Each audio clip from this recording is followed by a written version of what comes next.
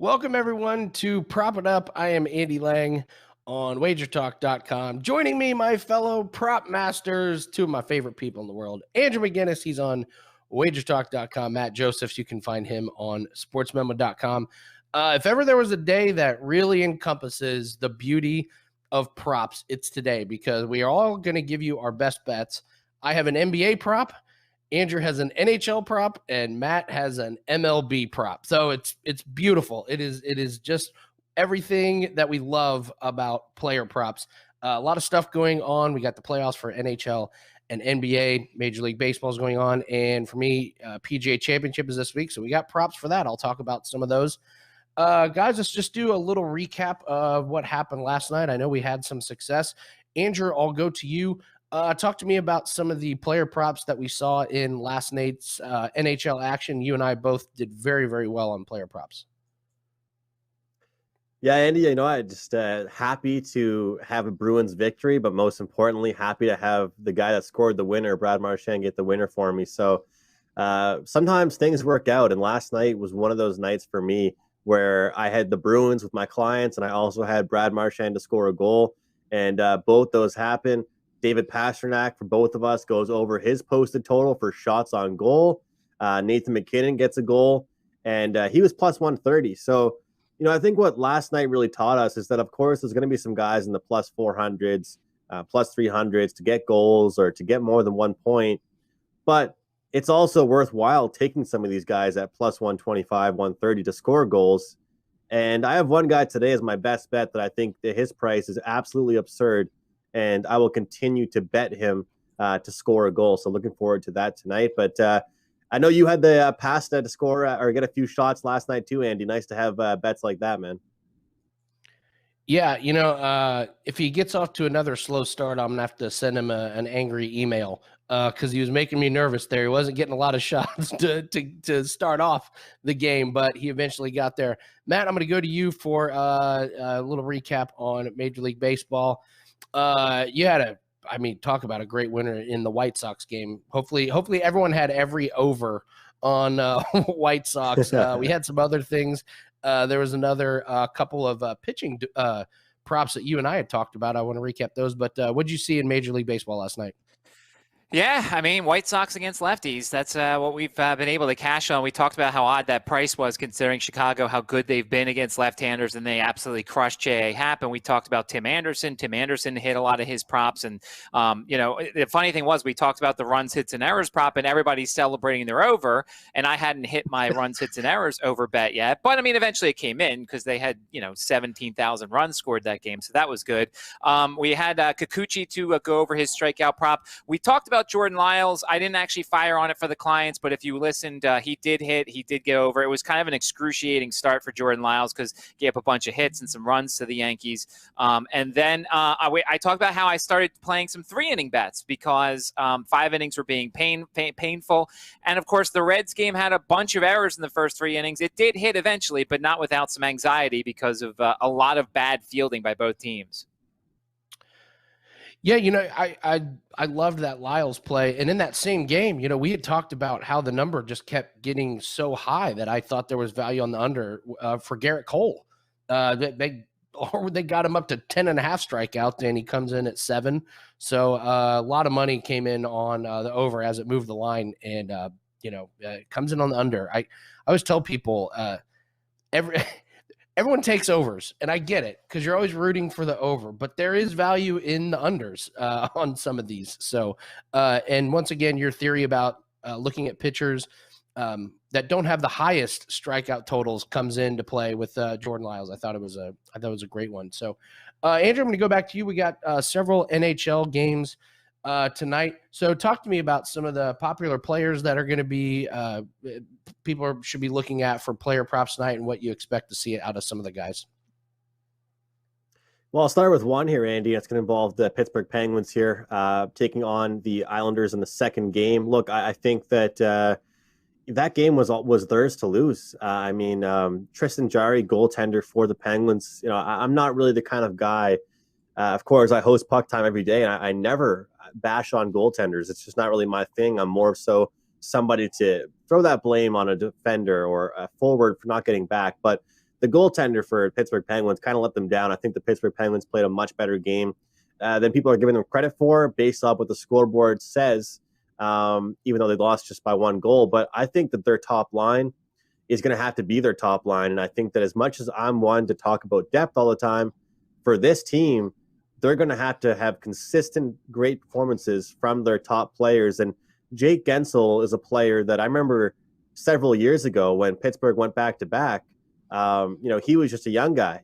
He was somebody that you can match up with. Sidney Crosby, he could skate. He has good hockey IQ, and you can find him on the ice. And I think tonight, after Sidney Crosby got a goal, played very well in game 1, I think he'll get some shots himself, but I think he'll be in a lot more pass mode and start feeding his line mates. And if that's the case, Jake Gensel already got 4 shots in game 1.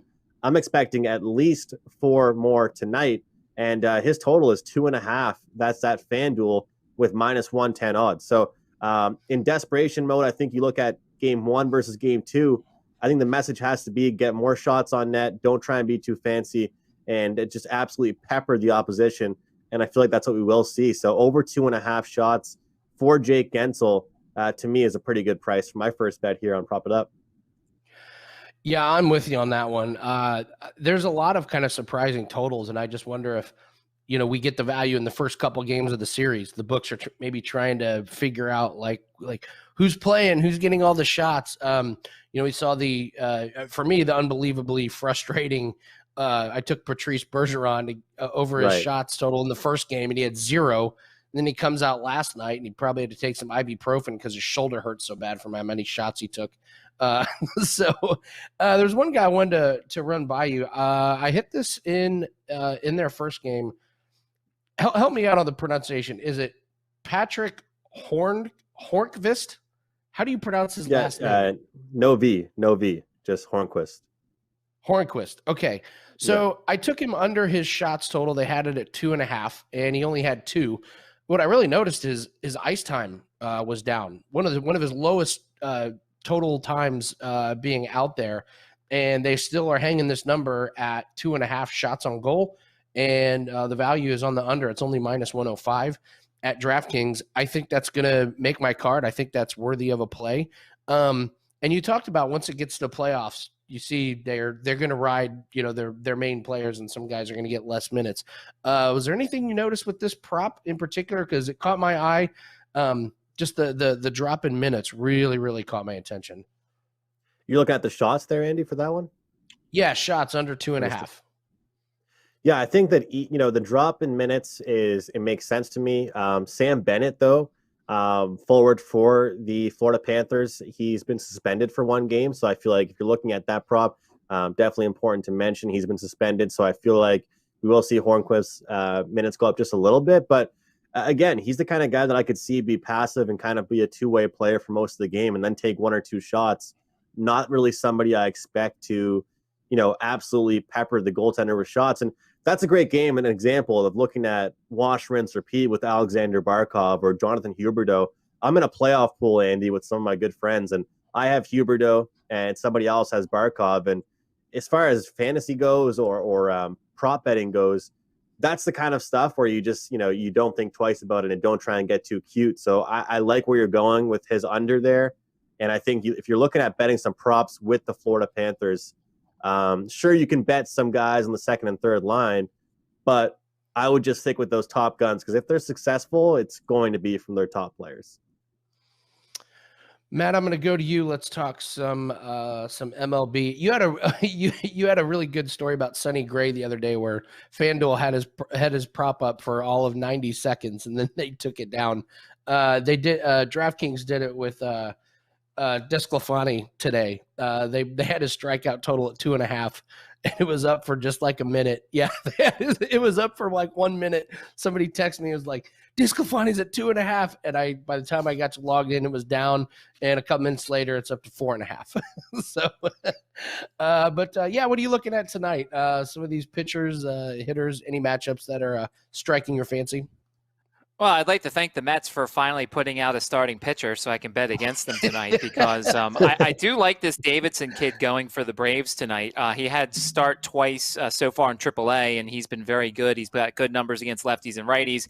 And now that I'm starting to look more at the 3 and 5 inning bets in terms of that, you could take advantage of a new guy certainly coming in against the Mets team that just lost another starter, Kevin Pillar. So that's another guy that in that lineup. You look at their lineup tonight; it's pretty brutal as a whole. So I'm hoping that the minor leaguer. I like to do a lot of times the minor leaguers in terms of trying to take advantage of them early, and using the fact that nobody's seen them before, at least for the 3 and 5 inning bets. So yeah, we took advantage of that and put a little Braves first 5 money line down with him. And then the guy, I mean, this is the perfect picture because you look at this list of everybody who's starting, and you're like, oh look, Hyun-Jin Ryu and Lance Lynn and JT Brubaker, and then I go down and I keep scrolling down, and oh, there's the Brewers and the Royals. Oh, he's going to bet on Brandon Woodruff. No.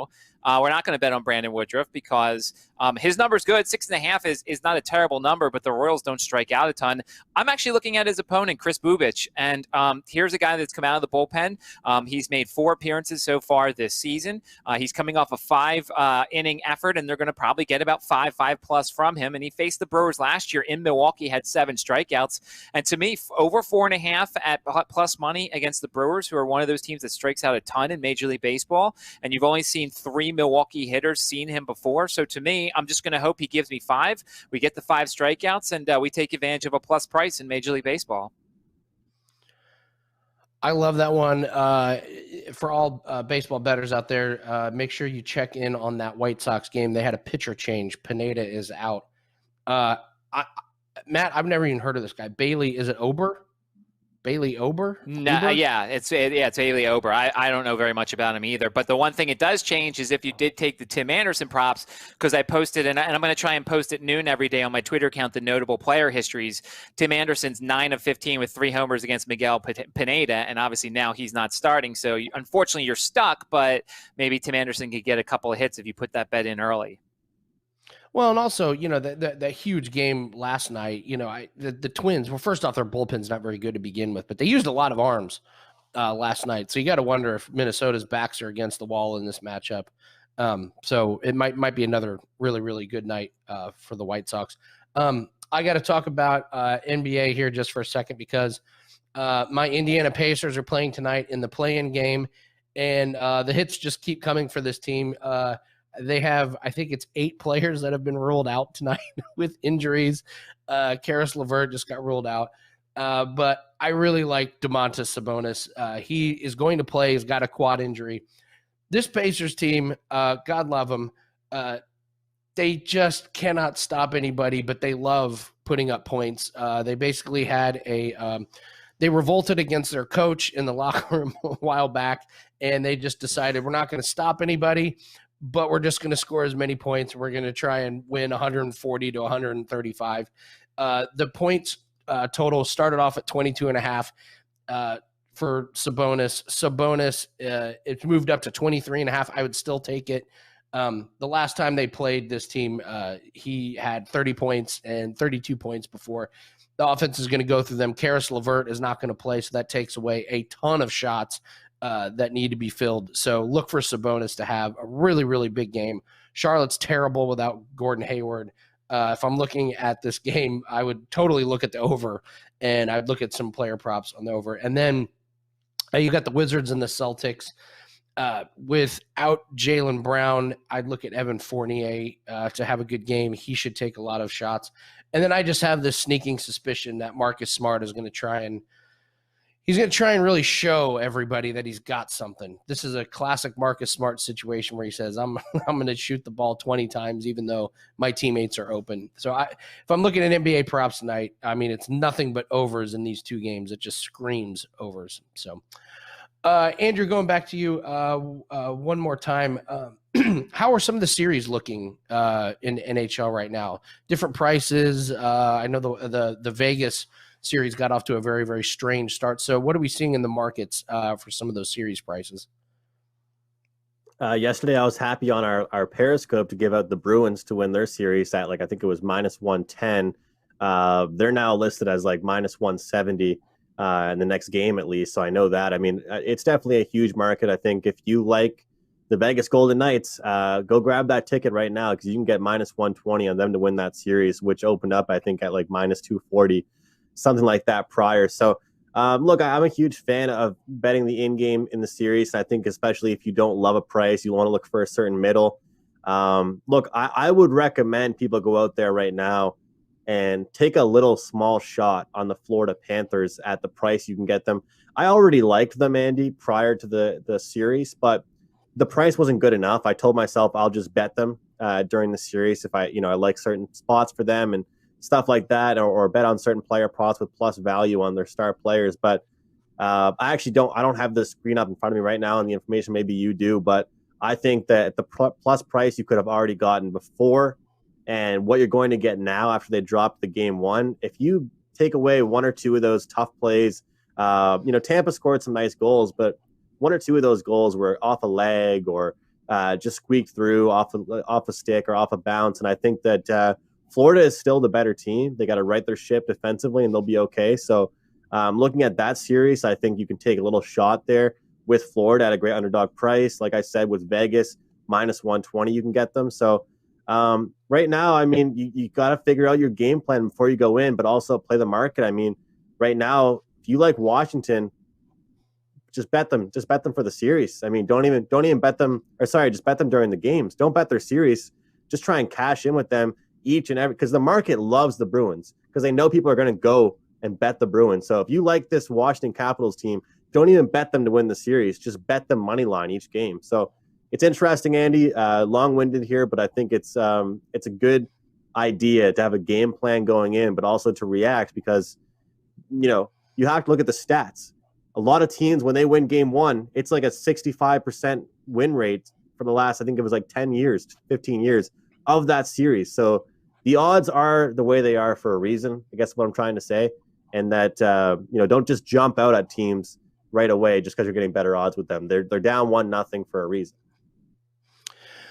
And Matt, I want to finish up with you here. So you mentioned the White Sox just crushing lefties. And this is not even just this year. This goes back to last year, them doing that. Are there any other trends that you've kind of noticed? It could be like teams or it could be players. There's anything that you find yourself kind of gravitating to every time they play? Any trends, any particular teams that you find yourself really keying in on? I would say left-handed pitchers against the Tigers and the Rays. I mean, it's just, if you even get, I don't like taking the top end guys, especially Shane Bieber has been, I would say, quote unquote, broken lately. It seems like in terms of, he gave a bunch of runs to the Mariners his last time out and didn't get as many strikeouts as his total. But to me, I think anytime you see a left-handed pitcher, even a reasonable left-handed pitcher against Detroit or against Tampa Bay, you just have to take the over. We saw Kikuchi go over his number despite giving up a bunch of runs to the Tigers last night. These two teams are just very poor against lefties. And you just want to kind of look at some of the game logs and stuff and see what you're getting in terms of these pitchers. But yeah, to me, that's the beauty of the strikeout prop in terms of you could find your angles, much like the Jets' first quarter to score. I mean, I think it's Detroit and Tampa Bay left-handed pitchers against both of them because they're absolutely horrendous against both. I wanted to ask you guys that. I mean, is there ever a time that makes you, Andy, you had your Derrick Henry, and Matt, you found the Jets' first quarter. Is there ever a time where, and this is kind of a broad question with streaks, but for right now in the NHL, Alexander Barkov, I took him on his shots prop. Game one, he cashes that in the first period. With coaching adjustments and everything like that, is there anything out there that would make you shy away from a prop like that? Or with some props, if they succeed at such a quick rate or consistent rate, why not just keep on going with it? Do you guys ever have trouble, consistently firing on the same guy or prop, or is it one of those things where it's like bet it till it loses? Matt, go to you on this one. That's a great question.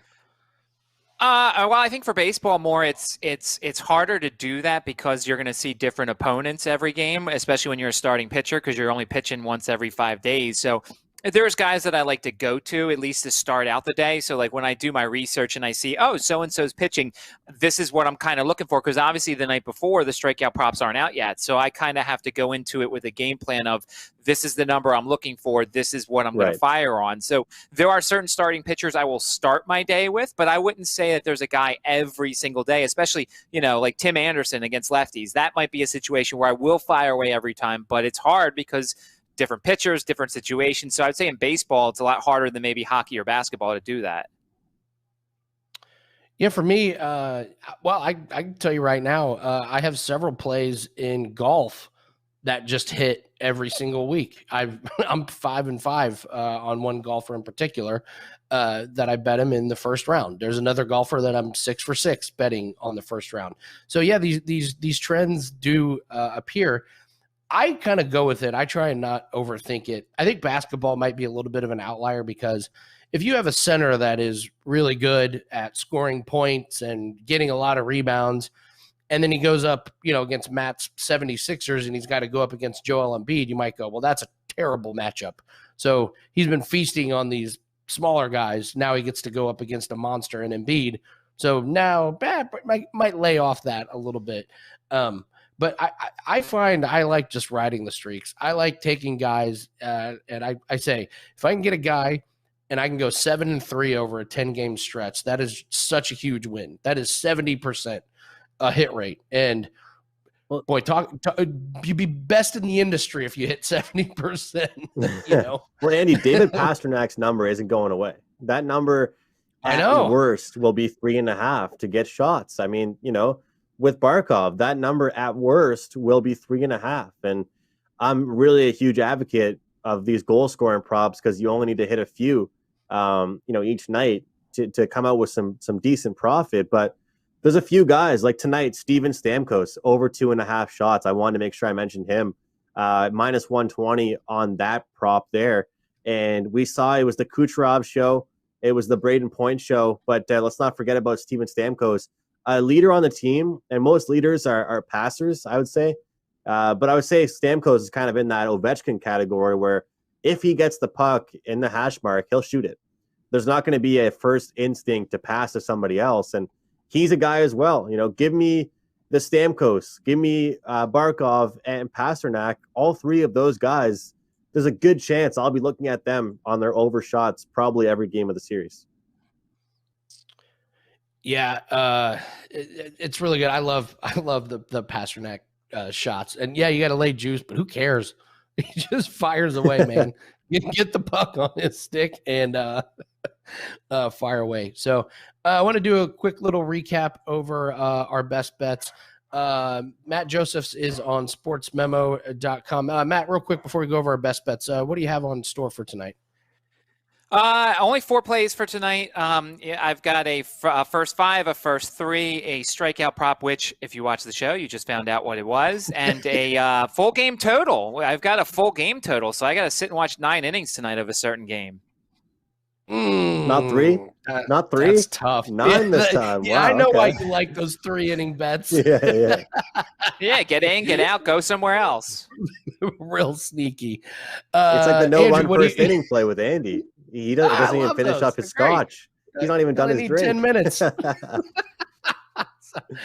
Andrew, what do you got on tap for tonight? I just have a full NHL report. So because my cards are going to be so big with the props and sides and totals, most days I'll just have a full NHL report. It's going to be $29 every single day. Or you can just pick up a prop package at my Capper profile if you like to just do props, or 30 days all access. But that's all I have, NHL all access up there. I don't know if we're doing our best bets, so I'll stick to you. I'll go back to you, Andy. Sorry, I forgot. Okay. No, you're fine. I've got one MLB play. I have 2 NHL player props. 2-0 last night in NHL player props. So it's tough doing the write-ups because we have to write all this stuff out about what's our records. And it's like, well, this is my first NHL postseason. So it's like, I'm on a 2-0 run. But the postseason it's just such a different animal than the regular season. Definitely. But yeah, we're off to a really good start. MLB in my collaboration plays with my buddy Steve, we are hitting 66% on those. So that is really cool. And I just want to remind you guys, if you want to use the promo code PROP50, PROP50, you get $50 off a package that works for all three of us.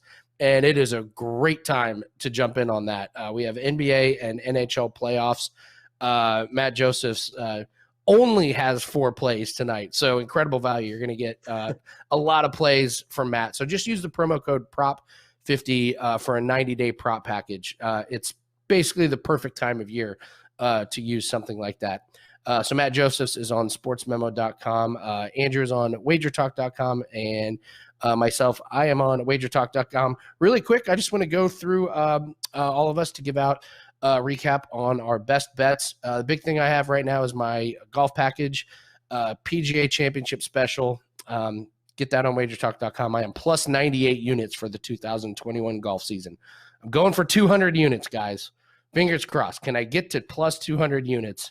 Yes, you on can. The season? Yes, you can. Yes, I think I can. I think I can. So my best bet player prop wise tonight is Domantas Sabonis over 22.5 points. He should feast on a bad Charlotte defense in a very high scoring affair. Andrew, I'll go to you next. Go ahead and give us a little quick recap on your best bet. Yeah, my best bet's going to be a goal scoring prop here today. It's a plus 215. So a great price there on Mark Stone, top line player for the Vegas Golden Knights to get a goal. This team got shut out. They barely ever got shut out during the entire season. They will bounce back. We saw a great goaltending display with Cam Talbot for Minnesota, but he's going to let a few in tonight, I believe. And Mark Stone will be one of those goal scorers for Vegas at plus 215. Sign me up. And Matt, quick recap on your best bet today. Chris Bubich over 4.5 strikeouts for the Kansas City Royals. He's gone 5. He was coming off 5 innings, and he had a bunch of strikeouts his last time out. He's come out of the bullpen. He's good for 5 or so innings, and it's the Brewers. They strike out a ton, and you're getting it at a plus price. So Chris Bubich over 4.5 strikeouts. You can get as high as plus 135 right now. Nobody better in the business with props than these guys. So thanks everyone for tuning in. It's been Prop It Up. Check us out on Twitter. Our Twitter handle is Prop It Up 2021. We did a live show yesterday. Did great. So just check us out for all your best prop information. That is Andrew McInnis at WagerTalk.com. I am Andy Lang at WagerTalk.com. That is Matt Josephs at SportsMemo.com. Thanks a lot, everyone. Good luck. Let's cash all those player prop tickets, and we will see you next Tuesday.